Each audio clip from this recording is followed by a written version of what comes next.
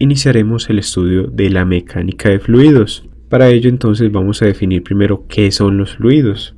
Podemos decir que los gases y los líquidos son fluidos y su característica común es que no tienen una forma definida y adquieren siempre la forma del recipiente que los contiene.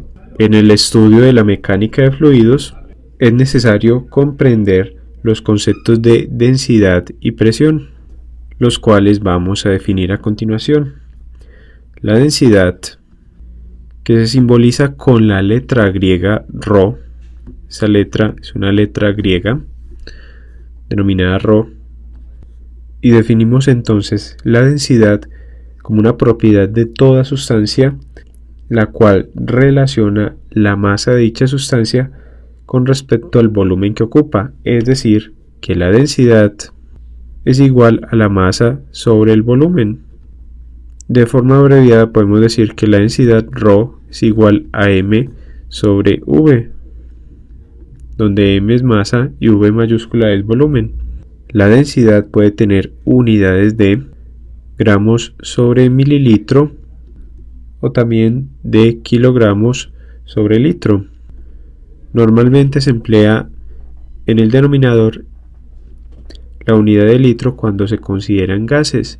En el caso de líquidos se suelen emplear las unidades de gramos sobre centímetro cúbico y también las unidades de kilogramo sobre metro cúbico. Vamos a definir ahora el concepto de presión, luego de haber definido entonces la densidad. Experimentalmente se puede demostrar que las fuerzas poseen la capacidad de deformar objetos y que dicha capacidad deformadora depende de la magnitud o valor de la fuerza aplicada y del tamaño del área sobre la cual actúa dicha fuerza. Dicha capacidad se conoce entonces como presión, que es lo que genera entonces tal deformación. Para entender mejor el concepto de presión, consideremos un cilindro evacuado al vacío que consiste de un émbolo conectado a un resorte. Indicamos entonces el émbolo y el resorte. Y este dispositivo entonces lo sumergimos en un fluido que puede ser, por ejemplo, agua, y podemos observar que este fluido empieza a presionar hacia abajo la parte superior del émbolo, es decir, está ejerciendo una fuerza sobre la parte superior del émbolo que notamos como F mayúscula, y esta fuerza entonces comprime el resorte hasta que la fuerza hacia adentro del fluido se equilibra con la fuerza hacia afuera del resorte, porque recordemos que hay una fuerza elástica.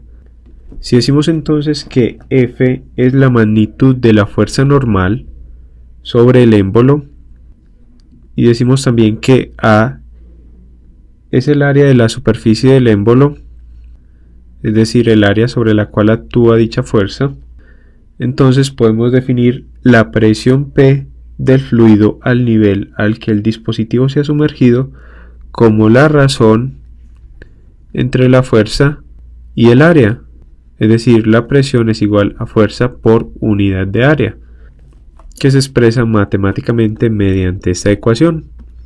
Y tenemos entonces que la presión se expresa en unidades de fuerza, que son newton, en el sistema internacional, por unidad de área, que en el sistema internacional es metro cuadrado, y newton sobre metro cuadrado define una unidad derivada para la presión que se denomina pascal, la cual se abrevia como P mayúscula A minúscula. Por tanto, tenemos que un pascal PA es igual a un newton sobre metro cuadrado. Esta es entonces la forma como se demuestra la existencia de la presión que ejercen los fluidos sobre cualquier objeto que se sumerja en un fluido que puede ser, por ejemplo, el agua.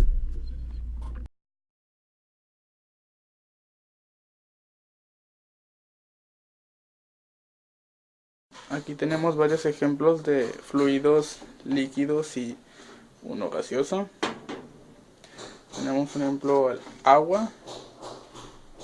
Podemos ver que los fluidos líquidos toman la forma del recipiente que los contiene. Algunos fluidos son más viscosos que otros y densos. Diablos.